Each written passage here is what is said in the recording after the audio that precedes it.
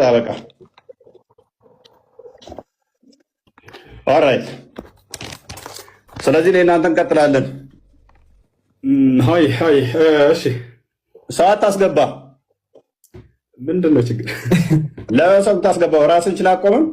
ኡስታዛችሁ ነው። ብቻውን መቆም አይችልም። ብቻውን መቆም አይችልም። እንወያያለን። ብቻውን መቆም አይችልም ወይ? ዛሬ የትም አትሄድም። ዛሬ እጄ ገብታለሁ። አንድ ያዳም እንዲታደገ ነው እንዲያድን ነው። ብቻውን ቁም ኡስታዝ። ለምን ትፈራለህ? ለምን ትፈራለህ? ብቻውን መቆም አይችልም። ምን አስፈራ? ለምን ፈራህ? ለምን ፈራህ? እኮ ግባ። በቃ ብቻህን ግባ። ብቻህን ግባ። መግባት አችልም? መግባት አችልም ወይ? መግባት አችልም ወይ? ምን አስፈራ? 5000 አሰለም ብላ ነበረ። አቅም እንደዚህ ነው። አቅም እንደዚህ ነው። ጎበዝ። ስለዚህ አስወጣው። እሷም ትወጣለች። ለምንድን ነው የፈራው? አትፍራ። ቆይ አንዴ ተረጋጋ፣ ቀስ በል ጎበዝ። ስለዚህ ትቀጥላለህ ከኔ ጋር ያ ውጪ። አታስገባ ሰው አትውጪ። ቆይ አታስገባ። ይሄ ነክ አትቆጣ። ቆይ ረጋ በል። ምን አስፈራው? ተረጋጉ። አጭሁ መጮህ መፍትሄ አይደለም። ረጋ ብለን አውራ። እንደ ትልቅ ሰው ተረጋጋው። መጮህ ምናምን ጥሩ አይደለም። ኩሱ ተናገር። ቆይ አንድ አትረብሽ። ፎይ አትረብሽ። እንደዛ አንዴ አትረብሽ። ሚውት አድርግ። ፎይ አንዴ ገዛ አድርገሽ በቃ አሁን በቃ ሚውት ነኝ ኡስታዝ። ሜቢ ማይታወቅ ከሆነ ሚውት ነኝ። ተረብሻል ኡስታዝ። አይዞ ተረጋጋ። እንወያያለን። የትም አታመልጥም። ዛሬ አስወጣቸው እነሱ። አንዴ እሺ። ፎይ አንድ ጊዜ ቆይ አንዴ ማንሽ ከይቅርታ ጋር ሰላም፣ እንዴት ነሽ ጆኒ? አሰላሙ አለይኩም። ሰዓት እየሄደ ነው። ውይይቱ ላይ ግባ። ወደ ውይይቱ ግባ። ፖለቲካውን ተውና እኔ እናንተ ብቻ እንድንሆን ነው። ፎያዬ አንዴ ተረጋጋሽ። እኔ እወጣለሁ። ሁሶ ሲጀመር መጀመሪያ ገና እኔ ሁለታችሁን አገናኝቼ እኔ ለመውጣት ነው ሆስት ላይ ተናግሬያለሁ። እናመሰግናለን። ስለዚህ ሜምራን አታስገባው። እሺ ሁሶ አላህን ፍራ። በቃ ችግር የለም። ወጥቻለሁ። አትሽ ፎይ አምላክህ ኢየሱስ ክርስቶስ ሞቷል ወይንስ አልሞተም? መልስ። ይሄን በስጋ ሞተ በመንፈስ ሕያው ሆነ ብለን እናምናለን። ሞት የሚነገረው ነፍስና ስጋ አንድ መለየት ስለሆነ ያዕቆብ ምዕራፍ 2 ላይ ከቁጥር 24 ጀምሮ ስለሚናገር፣ ሞት እንደናንተ ግን መጥፋት ከሆነ እኛ እንደዛ እናምንም። ስለዚህ ማን ያስተዳደር ነበር ምናምን መለኮት ለቅጽበት እንኳን መሞት ወይንም መለየት የለበትም ማለት ነው። ዮሐንስ ወንጌል ምዕራፍ 1 ላይ ቁጥር 18 ላይ እቅፍ እንዳለ ይናገረናል። ክርስቶስ በስጋ እንኳን ተገልጦ። አንደኛ ቆሮንቶስ ምዕራፍ 15 ቁጥር 17 ላይ ክርስቶስም ካልተነሳ እምነታችሁ ከንቱ ናት፣ እስከ አሁን ድረስ በኃጢአት ላይ ናችሁ እያለ ይናገራል። አንደኛ ቆሮንቶስ ምዕራፍ 15 ቁጥር 14 ላይ ክርስቶስም ካልተነሳ እንግዲያስ ስብከታችን ከንቱ ነው፣ እምነታችሁም ደግሞ ከንቱ ነው ይላል።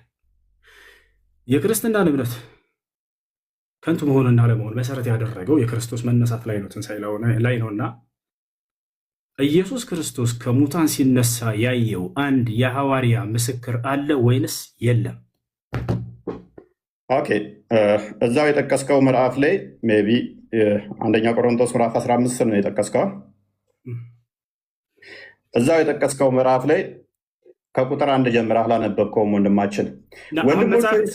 መጽሐፍ እንድታነብልኝ አይደለም አትረብሽ። መጽሐፍ እንድታነብልኝ የጠቀስከው መጽሐፍ ላይ ምስክር ልሰጥህ እኮ ነው። ላነብልህ ነው። ጥያቄውን መልስና ማስረጃ ከዚያ ታነሳለህ። እንደሱ እኮ ነው የሚደረገው። ቆይ የኔ ደቂቃ ነው። የኔ ደቂቃ ነው። አዳምጠኝ። 11 ደቂቃውን ራሱ ጭማሪ ሰጥቻለሁ። የኔ ደቂቃ ነው። አዳምጠኝ። 11 ደቂቃ ደርሷል ጭማሪ። አዳምጠኝ። የኔ ደቂቃ ነው። የጠቀስከው ጥቅስ ቁጥር 1 ላይ አላነበብከውም ማለት ነው። አላህ ለምሳሌ ኢሳን አስመለጠው ሲባል ማንም ያየ የለም። አምልጧል ብሎ ያምናል። እኛ ግን ምን እናምናለን? ምስክር እንዳለ እዛው የጠቀስከው ምዕራፍ ላይ ልመታህ እኮ ነው። አንተ በጠቀስከው ምዕራፍ ላይ ሲጠየቅ ጊዜ አላህ ሙሐመድ የለም። አይ ኡስታዝ፣ ኤኒዌይስ ኮንክሉዥን እንስት እና ኢየሱስ ክርስቶስ ከሙታን ሲነሳ ያየው አንድ ሐዋርያ የለም። አለበት የሐዋርያ ዮሐንስ ወንጌል ምዕራፍ 20 ላይ አንድ በል እዚሁ የጠቀስከው ምዕራፍ ላይም ሰጠው። አላህ ግን ኢሳን ሲያስመልጠው አንድም ማስረጃ ማምጣት አይቻልም። ኢሳን አስመለጠው ተብሎ ይታመናል። ማስረጃ የለም። መመለስ አይችልም። ለአንበበ ስላልፈለግክ ነው። ኮንክሉዥን እንስ መለስ በቃሽ። ኮንክሉዥን እንስ ይበቃል። ይበቃል። ይበቃል። አይበቃኝ። ረጋ በል። የምር ይኸውልህ የምር ጭማሪ ራሱ 10 ደቂቃ አንተ አይደለም ደቂቃ ነው የምትይዘው። ያው እኔ ይዣለሁ አሳይሃለሁ። እኔ አሳይሃለሁ። ያው ኦኬ ስንት ደቂቃ? 9 ደቂቃ 10 ደቂቃ እየሆነ ነው። ጥሩ ትቀልዳለህ አንተ ኡስታዝ። ይመችህ። ኢየሱስ ክርስቶስ ከሙታን ካልተነሳ ክርስትናችን ከንቱ ነው፣ ስብከታችን ከንቱ ነው፣ እምነታችንም ውሸት ነው ብሏል ጳውሎስ። ስለዚህ ክርስቶስ ከሙታን መነሳቱን ያየ አንድ የሐዋርያ ምስክር አለ ወይንስ የለም? እፎይች መልሳት። እሺ ቆይ አዳምጣ አንዴ። ዮሐንስ ወንጌልን አላነበብኩም። አለ በደንብ አለ። ማን ይባላል ያ ሐዋርያ ከሙታን ሲነሳ ያየው? እኮ አዳምጣ ማስረጃ ስለተሰጠኛለህ። እፎይ ማን ይባላል ያየው ሐዋርያ ከሙታን ሲነሳ? ማዳመጥ ማትፈልገው? ያው እያዳመጥኩ ነው። ጥያቄ መልስ። ማን ነው ያ ሐዋርያ ያየው? ልሰጥህ እኮ ነው። ስላዩትም እኮ ነው። እንደገና ቤታቸው ይገባል እኮ ዘርተው ጸሎት ሲያደርጉ ከሙታን ሲነሳ ያየው አንድ ሐዋርያ ማን ይባላል? ማን ይባላል? ከሙታን ሲነሳ ያየው ሐዋርያ። ለምንድን ነው የማትረጋጋው? አዳምጥ በሚል ቃል አትደበቅ። ማን ይባላል? ከክርስቶስ ከሙታን ሲነሳ ያየው ሐዋርያ ማን ይባላል? ጎበዝ። እሺ አዳምጥ። እንደ ሞት አምኗል። መነሳቱን አይተዋል አላዩም ነው ጥያቄው። አላልኩህም። ሲነሳ ያየው አንድ ሐዋርያ በቃ መልስ የለውም። ወላሂ መልስ የለውም። አይመልሰውም። አንተ አይደለም አይመልሰውም። ይኸውልህ ላንብብልህ። ስለዚህ ላንብብልህ አዳም። በዚያም ሰዓት ተነስተው ወደ ኢየሩሳሌም ተመልሱ፣ 11 ከእርሱ ጋር ነበሩ። ጌታም በእውነት ተነስቷል፣ ለስምዖንም ታይቷል እያሉ በአንድነት ተሰብስበው አገኟቸው። ዮሐንስ ወንጌል ምዕራፍ 20ንም ከቁጥር 1 ጀምሮ አንብበው እነ ስምዖን እንዴት እንዳገኙ ከዛ በኋላም ደግሞ እንዴት እንደታየላቸው ተገልጿልና ቅድም የጠቀስከው ምዕራፍ ላይ በደንብ እዛው ያስቀምጠዋል። ና ክርስቶስ ከሙታን ሲነሳ ትንሣኤ ሲያደርግ ያየው ሐዋርያ ማን ይባላል? ስሙ አንድ ሐዋርያ ሜቢ አይሰማም እንደ ኡስታዙ ምን ሆኖ ነው? በዚያን ሰዓት ተነስተው ወደ ኢየሩሳሌም ተመለሱ። 11ዱ ከእርሱ ጋር የነበሩትም ጌታ በእውነት ተነስቷል፣ ለስምዖንም ታይቷል። ኢየሱስ ክርስቶስ ከሙታን ሲነሳ ያየው ማን እየተናገረ ያለው? መረዳት አትችልም እንዴ ኡስታዝ? መረዳት አትችልም? መልስ የለም። ያን ሐዋርያ ስም መናገር አይችልም። ምክንያቱም ይህንንም ሲነጋገሩ ኢየሱስ ራሱ በመካከላቸው ቆሞ ሰላም ለእናንተ አላቸው። አየህ አይደለ? አንድ ሁኔታ አድርጋ አሁን መልስ ደቂቃን አልጨረስክም። አሁን ደቂቃ ተረጋጋ። ያው እየቆጠረልህ ነው 11 ደቂቃ ደርሶታል። አሁንም እንደገና አስጀምሬልህ 7 ደቂቃ እየሄደልህ ነው። ክርስቶስ ከሙታን ካልተነሳማ ክርስትናችን ከንቱ ነው ብሏል ጳውሎስ። ማነው? እምነታችን ከንቱ ነው ብሏል። ስለዚህ ክርስቶስ ከሙታን ሲነሳ ያየው ሐዋርያ ማን ነው ብለው ይሄ ሰውዬ ስሙን ሊጠቅስ አልቻለም። ጥያቄ ጠይቅ። ማብራሪያ አይደለም ኡስታዝ፣ ማብራሪያ አልተጠየቅክም። አላህ ኢሳን ሲያስመልጠው ያየም የለም። ማን ነው በሱ ቦታ የተሰቀለው? ሚያቅ የለም። ኢሳ ተመልሶ ይመጣልም የሚል በቁርአን ውስጥ ሽታው የለም። ስለዚህ ሌም የሆነ አርጉመንት ዛት ትምጣ አይደለም። ሲነሳ ተመቃብር ሲነሳ ሲያርግ እንኳን ሐዋርያት ሥራ ምዕራፍ 1 ላይ ቁጥር 11 ላይ አይተውታል። እንዲህ ወደ ሰማይ ሲወጣ እንዳያችሁት ተመልሶ ይመጣል ብለው ተናግረዋል። ሲነሳ ግን ሲነሳ ደግሞ ከተነሳ በኋላ ነው። አየህ ሲነሳ ግን አላየትም አይደል? ይሄን ታምናለህ? ሲነሳ ግን አላየትም። ጎበዝ እኮ ተነሳ አይደለ? ዮሐንስም ምን አለው? እንትናን ቶማስም ምን አለው? ጎኔና እይ አለው አይደለ? የተወጋውን ተነስቶ ሲነሳ ግን አይተዋል። ቀብረውት ነበረ። ተነስቶ ይኸው ተነስቷል፣ ጎኔን የተወጋሁትን እያለው ለአንብብልህ አዳምጥ። በዚያም ሰዓት ተነስተው ወደ ኢየሩሳሌም ተመለሱ። 11 ነው ከእነርሱ ጋር የነበሩት። ጌታ በእውነት ተነስቷል፣ ለስምዖንም ታይቷል። ስለዚህ ተነስቶ አሳያቸው፣ አዩት ማለት ነው። እሺ በቃ እፎያዬ፣ ይሄ ጥያቄ ከይቅርታ ጋር በጣም አታውቀውም። አክቹዋሊ ይህንን ጥያቄ ብለህ ዘት ትመጣለህ። በጣም ያሳፍራል። ታመጣልኝ ይሆን ከነቢያት ውስጥ አንድ ማስረጃ ታመጣልኝ ይሆን? ወይንስ ተውሂድ አታምንም ማለት እኛን ስትጠይቀን ይሄ አንተ ጋር እንደሚመጣ አላወቅኸውም?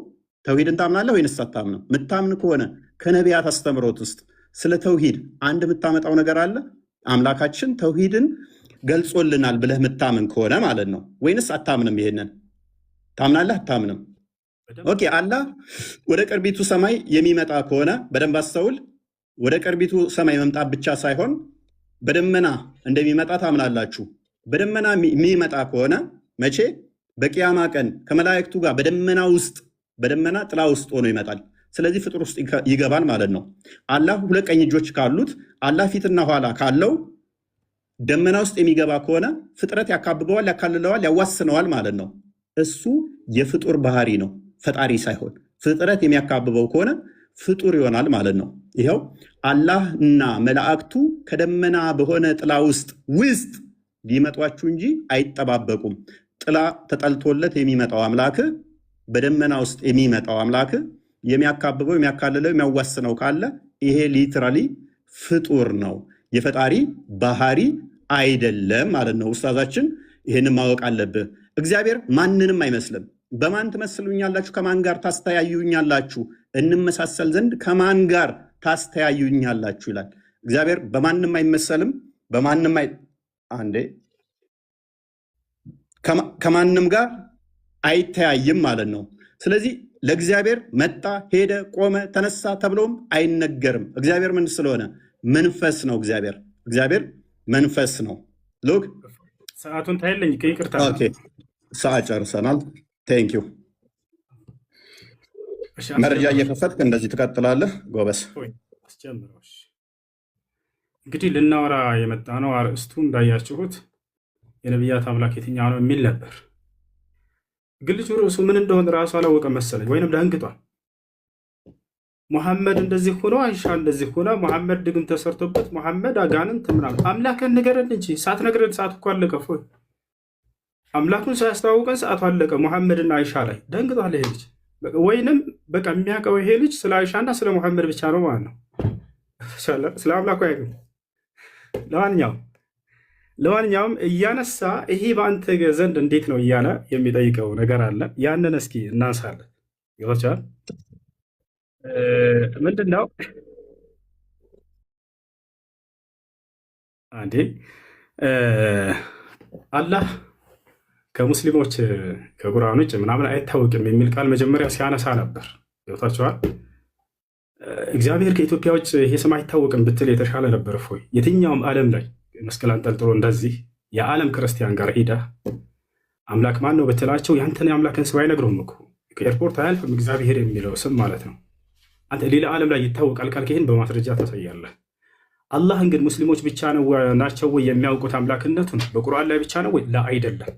በምን ይታወቃል? በራሱ መጽሐፍ ላይ የአረብ ክርስቲያኖች አሁን ብሉይ ኪዳንና አዲስ ኪዳን ለናሙናነት ያክል ሙሴና ኢየሱስ አምላካቸውን አላህ ብለው እንደሚጠሩ በአረበኛ መጽሐፍ ቅዱስ ላይ ላሳየህ ነው በማስረጃ። አላህን የምናውቀው እኛ ብቻ አይደለንም። የራሱ የገዛ መጽሐፉን አያውቀውም ወይ? ላሳያችሁ። ኦሪት ዘፍጥረት ምዕራፍ 1 ቁጥር 1 ምን ይላል? የአምላክ ስም አላህ መሆኑን ሙስሊሞች ብቻ ሳንሆን የግብፅ ኦርቶዶክስ አላህ ጭንቅላት አለው የለውም? እሺ አላህ ጭንቅላት አለው የለውም የሚል በቁርአንም በሆነ በሐዲስ ላይ አልተገለጸም። ስለዚህ አለው ብለንም አንናገርም፣ የለውም ብለንም አናስተባብልም። ምክንያቱም በቁርአን በሐዲስ ላይ በነቢያት አንደበት የመጣን ብቻ የምንቀበል እንጂ የማንጨምር የማንቀንስ ስለሆን። ቀጥል ጎበስ። አንዴ በቃ ስልት አበቃለህ። ስለዚህ አላህ ጭንቅላት ይኖረው በቁርአንም በሐዲስም አልተነገረም፣ የለውምም አለውም አትልም። ስለዚህ ጭንቅላት ሊኖረውም ይችላል ላይኖረውም ይችላል። አንገትስ አለው የለውም? እርሱም አልተገለጸም። ብልትስ አለው የለውም? እርሱም አልተገለጸም። ስለዚህ አላህ ወንድ ሊሆን ይችላል፣ ሴት ጾታ ሊኖረው ይችላል። ኦኬ አንጀትስ አለው የለውም? ጾታ አለው፣ ሊኖረውም ላይኖረውም ይችላል ያለህ ማን ነው? አንተ ነህ ያልከው እኮ የለውምም አለውምም አንልም አልከን እኮ። ስለ ጾታ አላወራሁም። አንተ ነህ ያልከው። ስለ ጾታ አንስተሃል። ጾታ ሊኖረው እንዳይኖረው ይችላል ያለህ ማን ነው? ያለህ ማን ነው? ወላሂ ያመጣ የራሱ ፍልስፍና እንዴት እንደሚሰራ አዳምጥ። አትጩህ። እየረበሽክ ስለሆነ ስለዚህ ቆይ አዳምጥ። እሺ አምላክ ጭንቅላት ይኑረው አይኑረው አታውቅም። ቆይ አምላክ ጭንቅላት ይኑረው አይኑረው አታውቅም። አንገት ይኑረው አይኑረው አታውቅም። ብልት ይኑረው አይኑረው አታውቅም። የምታመልከው ጎበዝ። ኦኬ ስንት እግር ስንት ጉልበት አለው የለውም? አልተገለጸም። ባትስ አለው የለውም? አለ። ስንት ባት ነው ያለው? ባት ተብሎ ነው የተገለጸው፣ በቁጥር አልተገለጸም። ኦኬ ባት ማለት ምን ማለት እንደሆነ አስረዳኝ። ባት ማለት እንዴት ብሎ ነው የጠየቀው? የፈጣሪ መገለጫዎች አይመረመሩ። አላህ ስብሐነሁ ወተዓላ ስለ ራሱ ባት ምንድን ነው? ባት ምንድን ነው? ባት ነው። ባት ምንድን ነው? ባት ነው አይለኛል። ጥያቄ እኮ እየጠየቅኩ ነው። ባት ነው ይለኛል። ባት ምንድን ነው? ባት ምንድን ነው? ባት ነው። እጅ ምንድን ነው ተብሎ ይጠይቃል። አላህ ስንት እጅ አለው? አላህ ስንት እጅ አለው? አላህ ስብሐነሁ ወተዓላ 2 እጆች አሉት። ኦኬ ቀኝና ግራ ነው ወይንስ ቀኝ እጅ ብቻ ነው ያለው? ቀኝና ግራ። ኦኬ ስለዚህ ዳይሬክሽን ዳይሜንሽን አለው ማለት ነው። አላህ የፍጡር ባህሪን እንደሚያካብበው እየነገርከኝ ነው። እናመሰግናለን። እንደሱ ብሎ የተደጎመ አንድ ሰው አዳምጥ፣ ተረጋጋ። ኦኬ እጅ ማለት ነው ማለት ነው። እጅ ማለት እጅ ነው። መልስ ይሄ ነው። ስለዚህ እጅ ማለት እንደዚህ ይሄ የምታየው እጅ ነው። ያለህም እንደዚህ እጅ አለው አይደለም? ማስረጃ አይደለም። ምንድን ነው እጅ ማለት እጅ ነው የምትለኝ? ምንድን ነው ታዲያ? አምላክህን አታውቀውም? ጠየቀኝ። ከዚያ በኋላ ገለጽከው። እንደዚህ እንደምታየው ነው። አታቋርጥ ደቂቃ። አምላክህ ምንድን ነው? እሺ አታቋርጥ ደቂቃ።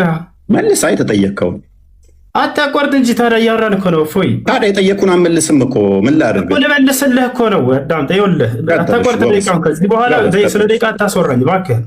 አተው በቃ ደቂቃውን ትታ ያንተ ጊዜ ነው አይደል? አይዞህ ቀጥል፣ በርታ። ሐራም ሽሪክ ለወልሰልሽ ነው። በደንብ አድርጎ አብራራው። ምን አለ መሰላችሁ? እጅ ስትል ጊዜ እንደዚህ አይነት እጅ እንደኔ እጅ ነው ወይ እንደዚህ እጅ ነው ወይ አለ። ላ አይደለም አልኩኝ። ገብቶሃል? ማስረጃ ቃለ ሱብሃን እኮ ምንድነው እጅ አልኩህ እኮ። እጅ ምንድነው አልኩህ። እጅ ብለህ ነገርከኝ እኮ። በፈጣሪ ስም እኮ ጠየከኝ አይደል? አዳም ተመለሰልህ። እንደኔ አይነት እጅ ነው ወይ ብሎ አሳየኝ። ጥሩ ምሳሌ አመጣልኝ። አይደለም እንደኔ ብዬ አልጠየቅኩም። እንደኔ ብዬ አልጠየቅኩም።